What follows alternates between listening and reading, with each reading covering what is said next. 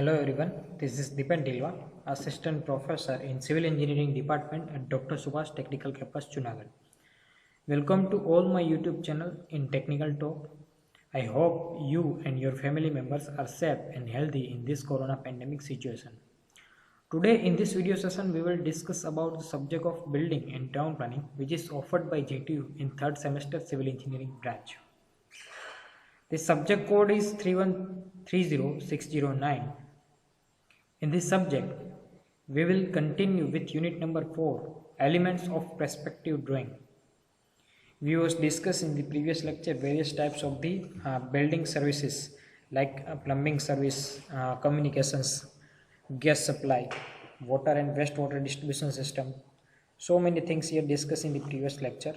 So today in this lecture, discuss about the elements of perspective drawing.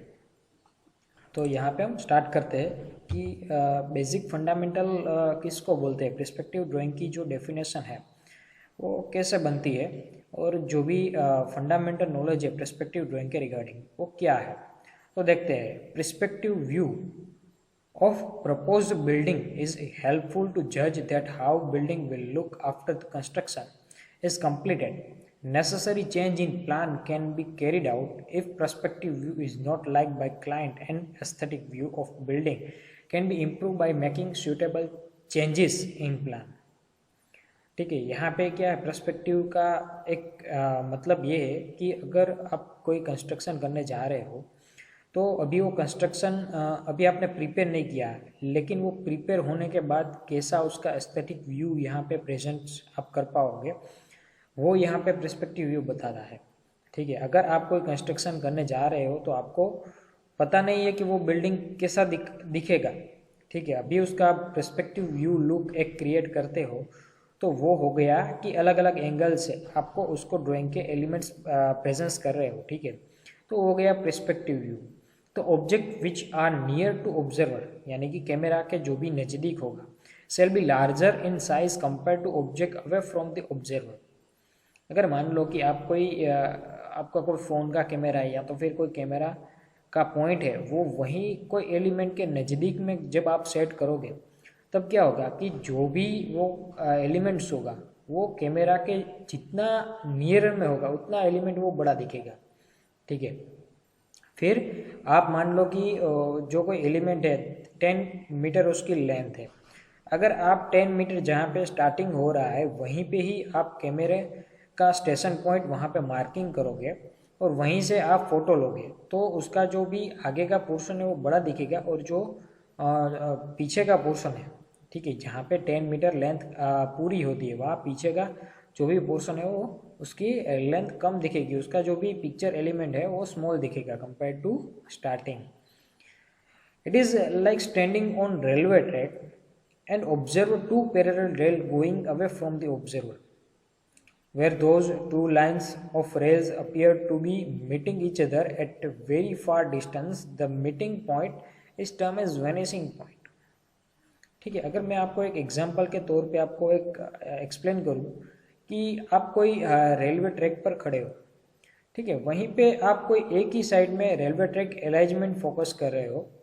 ठीक है, और कोई आपको क्या दिखेगा कि जहाँ पे भी आप मान लो कि ये ड्राइंग हो गया तो यहाँ पे से आप दिख रहे हो। ठीक है, यहाँ पे आप दिख रहे हो तो आपको क्या लगेगा कि जहाँ से भी आप दिखना शुरू किया वहाँ पे आपको ये स्लीपर्स दिखाई देंगे और स्लीपर की जो भी साइज़ है वो लार्जर साइज़ आपको दिखाई देगी।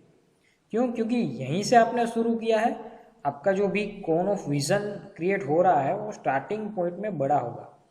ठीक है, फिर क्या होगा कि जैसे ही जहाँ तक आपकी नज़र पहुँचती है वहीं तक आप देखोगे तो एक पॉइंट कोई ऐसा होगा कि जहाँ पे ये स्लीपर दिखना बंद हो जाएगी। ठीक है, ये आपको स्लीपर्स दिखाई दे रहे थे जब भी आप यहाँ पे खड़े थे तो बड़े थे, फिर उसके आगे देखा छोटे हो गए, फिर उसके आगे देखा छोटे हो गए, फिर उसके आगे छोटे हो गए। तो कोई ऐसा एक पॉइंट आएगा जहाँ पे वो देखना बंद हो जाएगी। ठीक है, हाइड हो जाएगा, जो पोर्शन स्लीपर का दिख रहा है वो पूरा पोर्शन खत्म हो जाएगा। तो जहाँ पे भी एंडिंग हो रहा है पॉइंट का उस पॉइंट को आप बोलेंगे वीपी यानी कि वेनिशिंग पॉइंट। ठीक है, उस पॉइंट को आप क्या बोलेंगे तो कि वेनिशिंग पॉइंट। तो ये हो गया पर्सपेक्टिव व्यू। ठीक है, पर्सपेक्टिव व्यू की सिंपल डेफिनेशन है कि जब भी आप कोई एलिमेंट को फोकस कर रहे हो स्टेशन पॉइंट या तो फिर कैमरा पॉइंट से, तब जाके वो आपके नियर में जो भी एलिमेंट्स होगा वो बड़ा दिखेगा, और जो भी उसके दूर होगा अवे फ्रॉम द ऑब्जर्वर या तो फिर स्टेशन पॉइंट या तो फिर कैमरा पॉइंट, तो वो पोर्शन स्मॉल दिखेगा। ये इसकी सिंपल डेफिनेशन हो गई। फिर यहाँ पे एक बात आ रही है isometric, oblique and axonometric and perspective view. ठीक है, कि भाई आइसोमेट्रिक व्यू क्या है, ऑब्लिक व्यू क्या है, एक्सोनोमेट्रिक क्या है और पर्सपेक्टिव क्या है। Orthographic view do not give exact idea of object, hence engineer may resort to use isometric, oblique and axonometric और पर्सपेक्टिव व्यू। अभी क्या बनता है फ्रेंड्स कि जब भी कोई इंजीनियर कोई ड्राइंग्स दिया गया है उसमें जो भी ऑर्थोग्राफिक व्यू दिखाया गया तो उसमें only for plan and elevation ही दिखाया गया है। ठीक है, तो उसमें से आपको पता नहीं चलेगा कि इसमें क्या डिटेल्स है और उसका क्रॉस सेक्शनल डिटेल क्या है, और वो बनने के बाद वो स्ट्रक्चर कैसा दिखाई देगा और साइड व्यू कैसा होगा, उसमें से कोई डिटेल नहीं मिलेगी।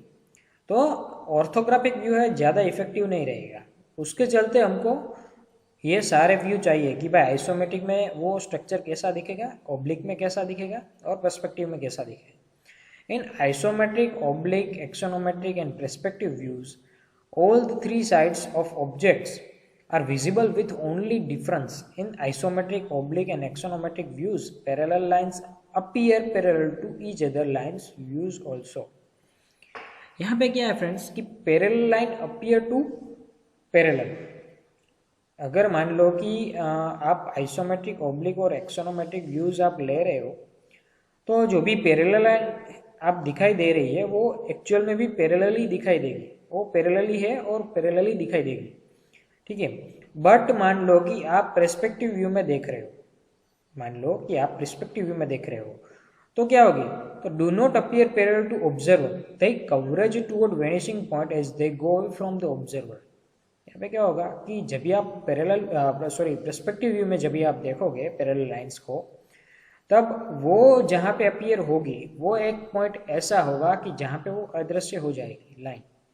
ठीक है, तो वो जो भी आप ड्राइंग बनता है आपको जो भी दिखाई दे रहा है तो वो क्या है, तो वो वेनिशिंग पॉइंट है। जहाँ पे भी वो एक पॉइंट ऐसा था कि जहाँ पे वो पूरा पिक्चर है वो टर्मिनेट हो गया, तो वो पॉइंट को आप वेनिशिंग पॉइंट भी बोल सकते हो।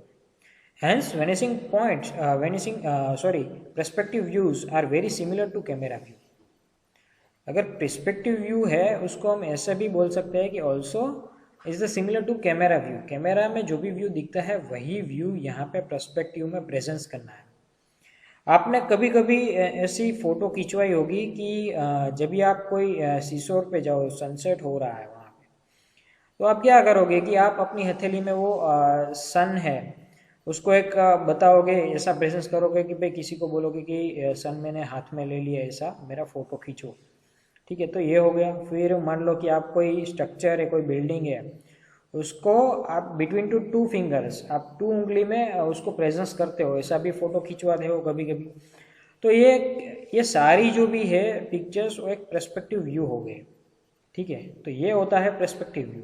As the perspective views gives the close idea about the structure, look or appearance after construction at planning stage itself. Hence, at planning stage necessary changes can be done to improve appearance using perspective view.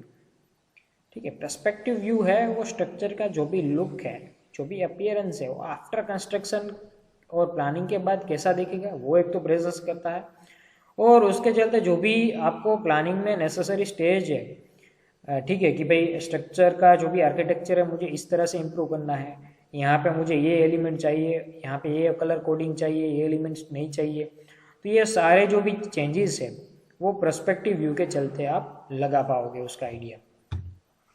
फिर देखो यहाँ पे एक drawings बन रही है कि भाई डिफरेंट व्यू यहाँ पे दिखाए गए हैं कि मान लो कि अगर आप ऑर्थोग्राफिक व्यू में कोई भी पिक्चर देख रहे हो तो उसमें एक तो आपको टॉप व्यू दिखाई दे रहा होगा, फिर यहाँ पे साइड व्यू एक है, यहाँ पे उसका फ्रंट में कैसा दिखाई देगा, तो ये हो गया लेफ्ट हैंड साइड व्यू और राइट हैंड साइड व्यू, और यहाँ पे एलिवेशन। तो इसी के चलते आपको और कुछ ज़्यादा इन्फॉर्मेशन यहाँ पे नहीं मिलेगी। एक तो इसका टॉप व्यू आ गया, इसका एक फ्रंट व्यू आ गया और साइड बाय साइड व्यू आ गया। ठीक है, तो यहाँ पे इतनी इन्फॉर्मेशन ऑर्थोग्राफिक में यहाँ पे नहीं मिल रही है।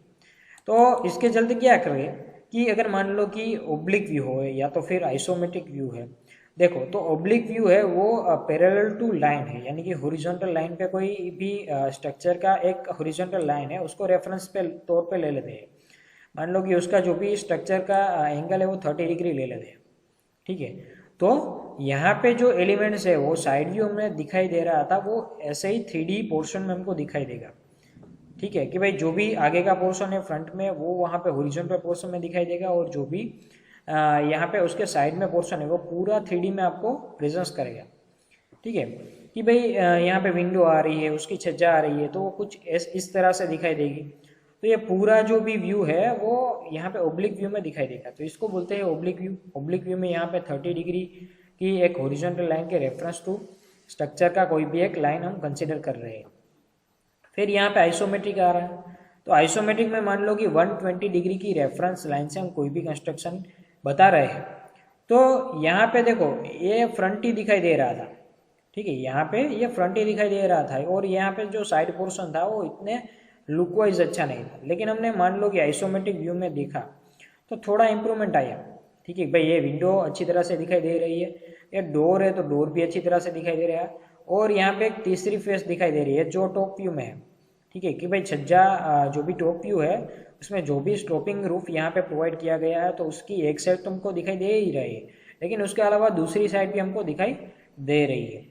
तो ये हो गया आइसोमेट्रिक व्यू कि इससे ऑब्लिक से थोड़ा ज़्यादा इंप्रूवमेंट इसमें आइसोमेट्रिक में आपको दिखाई देगा। फिर हम बात करते हैं फाइनली पर्सपेक्टिव व्यू की। तो यहाँ पे पूरा स्ट्रक्चर, जो भी पूरा स्ट्रक्चर है वो किस हिसाब से यहाँ पे दिखाई देगा। तो यहाँ पे देखो आप कि यहाँ पे 2 पॉइंट प्रॉब्लम मेथड तो यहाँ पे दिखाई गया है कि डिफरेंट व्यू जो यहाँ पे दिखाई दे रहा है उसमें पर्सपेक्टिव व्यू जो आपको दिखाई दे रहा है वो 2 वेनिसिंग पॉइंट मेथड के थ्रू दिखाई दे रहा है कि भाई एक vanishing point left hand side हो गया और एक vanishing point right hand side हो गया। ठीक है, तो यहाँ पे एक आई लेवल है और यहाँ पे ग्राउंड लेवल है कि ग्राउंड लेवल में वो जो लाइन रहेगी वो हॉरिजॉन्टल रहेगी और आई लेवल भी उसके पैरेलली यहाँ पे रन करेगा। तो उसी के चलते जो भी सारे कंपोनेंट के रेफरेंस लाइन यहाँ पे प्रेजेंस हो रही है वो कोई एक ऐसा पॉइंट होगा कि जिसके चलते वो एंडिंग होगी, वो लाइन कहीं पे भी वो लाइन दिखना बंद हो जाएगी। अगर मान लो कि आप यहाँ से दिख रहे हो तो कोई स्ट्रक्चर का ये पार्ट है वो लार्ज दिखेगा और यहाँ पे वो पॉइंट एंडिंग हो जाएगा। ठीक है, अगर मान लो कि आप इस पॉइंट से दिख रहे हो, ठीक है, आप यहाँ पे आप दिखाई दे रहे हैं, अब यहाँ पे आप कैमरा पॉइंट है, यहाँ पे आपका स्टेशन पॉइंट मार्किंग पॉइंट हो गया, तो यहीं से आप देखोगे तो क्या होगा कि भाई वेनिसिंग पॉइंट में कोई ऐसा left hand right hand side दोनों की साइड ऐसा कोई पॉइंट होगा कि जहाँ पे जो स्ट्रक्चर के एलिमेंट है, विंडो के जो उसका एज पोर्शन आ रहा है, उसकी जो भी स्लोपिंग रूफ की रीच आ रही है, तो जो सारे जो भी पॉइंट है वो वेनिसिंग पॉइंट ऐसा होगा कि जहाँ पे वो एंडिंग होगी। तो इसको हम बोल सकते हैं पर्सपेक्टिव व्यू। ठीक है, तो यहाँ पे अभी हम मेथड अंडरस्टैंड करते हैं कि भाई कितनी मेथड है। तो यहाँ पे एक 3 मेथड है पर्सपेक्टिव व्यू की, एक 1 पॉइंट पर्सपेक्टिव व्यू हो गया, एक 2 पॉइंट पर्सपेक्टिव व्यू और एक 3 पॉइंट पर्सपेक्टिव व्यू। तो ये फिगर थ्रू अंडरस्टैंड करते हैं कि भाई 1 पॉइंट अगर पर्सपेक्टिव व्यू है तो उसमें पिक्चर की किस हिसाब से फिगर हमको दिखाई देगी। तो line going away from observer, यानी कि कैमरा से अवे है, इन वन डायरेक्शन, कोई भी एक डायरेक्शन हम ले लेते हैं। In the example of a 2 rails of railway track we get only 1 vanishing point, the views having only vanishing point are called 1 vanishing perspective view. ठीक है, अगर मान लो हमने जैसे आगे डिस्कस किया वैसे ही कि भाई अगर रेलवे ट्रैक के ऊपर आप खड़े हो तो क्या होगा कि जो भी रेलवे ट्रैक का एकदम नियर पॉइंट होगा जहाँ पे वो कैमरा का पॉइंट फिक्स है, वहीं पे वो जो पिक्चर है वो ज़्यादा लार्ज दिखाई देगी। और जैसे ही आप आगे बढ़ोगे और जहाँ तक आप कैमरा का जो भी पॉइंट है वो आप फोकस कर पाओगे, जितनी दूर हो पाए उतनी, तो कोई एक ऐसा पॉइंट होगा कि जहाँ पे वो पिक्चर यहाँ पे एंड हो रहा है, तो उसको हम बोलेंगे पर्सपेक्टिव व्यू या तो फिर वेनिसिंग पॉइंट। ठीक है, 1 point perspective is used when only one plan of an object is of interest and the perspective is required only to suggest depth. यानी कि क्या होगा कि वन पर्सपेक्टिव व्यू मेथड से उसकी हमको डेप्थ मालूम पड़ेगी कि जो भी पिक्चर्स और जो भी एलिमेंट्स है उसकी डेप्थ कितनी है वो हमको पता चल जाएगा वन पॉइंट पर्सपेक्टिव व्यू से। One point perspective view is commonly adopted for linear dimension of prominence as a street, track of train, row housing, furniture interiors। ये सारे जो भी एलिमेंट्स है वहाँ पे आप ये मेथड यूज कर पाते हो। ठीक है, क्यों मान लो कि आपको कोई स्ट्रीट प्रेजेंस करनी हो, आपको कोई ट्रैक ऑफ ट्रेन प्रेजेंस करना हो, रो हाउसिंग आपको दिखाना हो, फर्नीचर की जो भी इंटीरियर है वो आपको दिखानी हो, तो उसके लिए वन पॉइंट ही चाहिए। देखो वन पॉइंट में क्या होगा, अगर मान लो कि मैं कोई एक दो स्ट्रक्चर हो गए बिल्डिंग के, ठीक है, एक स्ट्रक्चर है वो स्मॉल है और एक यहाँ पे लार्ज है, तो फ्रंट में से मैं दिख रहा हूँ, ठीक है, फ्रंट में मैं खड़ा हूँ और फ्रंट में से ही मैं उसको शो कर रहा हूँ, तो क्या होगा कि भाई एक मेरी जो भी आई का फोकस है वो क्या होगा कि कोई एक ऐसा पॉइंट होगा कि जहाँ पे जो भी स्ट्रक्चर के है वो एलिमेंट वहाँ पे एंडिंग हो रहा है। देखो यहाँ पे जो भी सारे स्ट्रक्चर के एलिमेंट है वो वहाँ पे एंडिंग हो रहे हैं, तो कोई ऐसा पॉइंट होगा तो उसको हम बोल सकते हैं वन पॉइंट पर्सपेक्टिव। फिर यहाँ पे टू पॉइंट पर्सपेक्टिव आ रहा है, तो टू पॉइंट में वैसे ही होगा, लेकिन वो क्या होगा कि वेनिसिंग पॉइंट यहाँ पे लेफ्ट और वेनिसिंग पॉइंट यहाँ पे राइट, यहाँ पे दो वेनिसिंग पॉइंट आपको दिखाई देंगे। तो when the object view from the some distance and one set of the edge lines going away from observer in one direction and another set of the edge going away towards the another direction. एक मान लो कि आप उससे दूर जा रहे हो और एक उसके नजीक में हो, मान लो कि ये राइट साइड से आपका कैमरा पॉइंट यहीं पे है, ठीक है, यहीं से आप उसको फोकस कर रहे हो, तो आपको राइट वेनिसिंग पॉइंट में नजीक हो तो आपको ये पॉइंट ज़्यादा अच्छी तरह से दिखाई देगा। उसका एलिमेंट है जहाँ पे भी आपने फोकस किया वो पोर्शन बड़ा हो गया। देखो मान लो कि ये कोई स्ट्रक्चर है बिल्डिंग का और उसकी ये लेंथ हो गई, या क्या हो गया, इसकी लेंथ हो गई, ये कोई भी एक स्ट्रक्चर हमने ले लिया और ये हो गई उसकी टोटली विड्थ हो गई।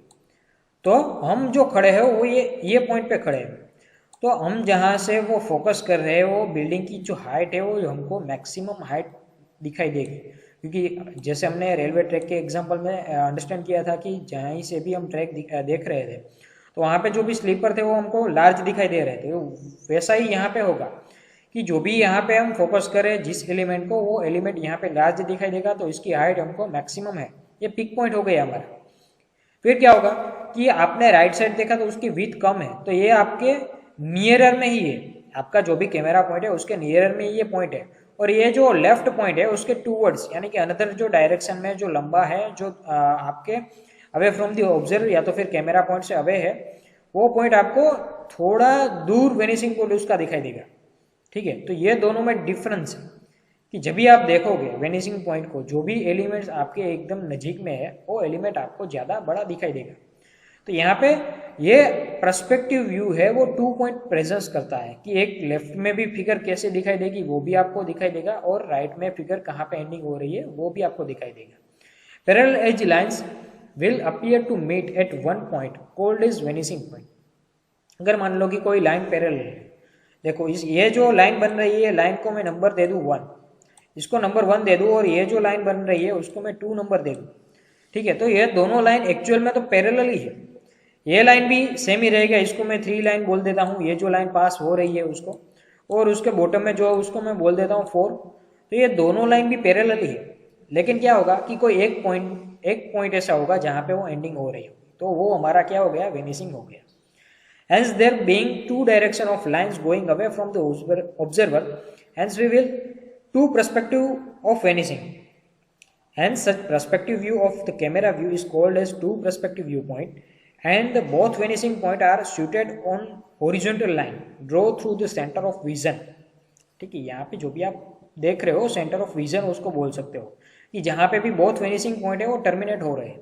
There are the two vanishing point for all the lines of a building, a right and left one lie on the same horizontal lines। ये जो भी वेनिसिंग लेफ्ट और वेनिसिंग राइट यहाँ पे क्रिएट होगा वो टोटली एक हॉरिजॉन्टल लाइन ही वहाँ पे प्रेजेंस होगी, उसके ऊपर ही ये कंस्ट्रक्ट होगा वेनिसिंग लेफ्ट और वेनिसिंग राइट। ठीक है, the picture plane is parallel to only one set of parallel straight line. Out of this 3 sets, ठीक है। यहाँ पे जो भी पिक्चर प्लेन क्रिएट होगा तो पैरेलल टू, या तो फिर आपने यहाँ पे ग्राउंड लाइन ले रखी है तो वहीं पे भी उसके पैरेलल होगी, या तो फिर उसका आपका आई लेवल है तो उसी के आई लेवल के पैरेलल ही यहाँ पे वो क्रिएट होगी, ठीक है। वो एक स्ट्रेट ही बनेगी, या तो फिर जहाँ पे भी वो पिक्चर प्लेन क्रिएट हो रहा है वो हम ऐसा भी बता सकते हैं कि वो पैरेलल टू ग्राउंड लाइन है या तो फिर पैरेलल टू ऑब्जेक्ट, वो भी आप बता सकते हो, ठीक है। तो आज का जो भी सेशन है वो हम यहीं तक रखते हैं। अभी हम नेक्स्ट लेक्चर में जो भी 2 पॉइंट पर्सपेक्टिव है उसकी प्रोसीजर है वो कैसे अंडरस्टैंड करना है, और जो पूरा फिगर यहाँ पे क्रिएट होगा वो किस हिसाब से यहाँ पे क्रिएट होगा, ठीक है। तो वो यहाँ पे हम अंडरस्टैंड करेंगे, ठीक है। अगर मान लो कि इसमें कोई डाउट्स है तो हमारा डाउट सॉल्विंग सेशन रहेगा, वहीं पे हम डिस्कस करेंगे। तो सभी को एक रिक्वेस्ट है कि जो हमारा डाउट सॉल्विंग सेशन रहता है उसमें आप सभी प्रेजेंस रहो, ठीक है, और जो भी आपको डाउट्स है वो वहाँ पे क्लियर हो पाएंगे। Thank you very much friends.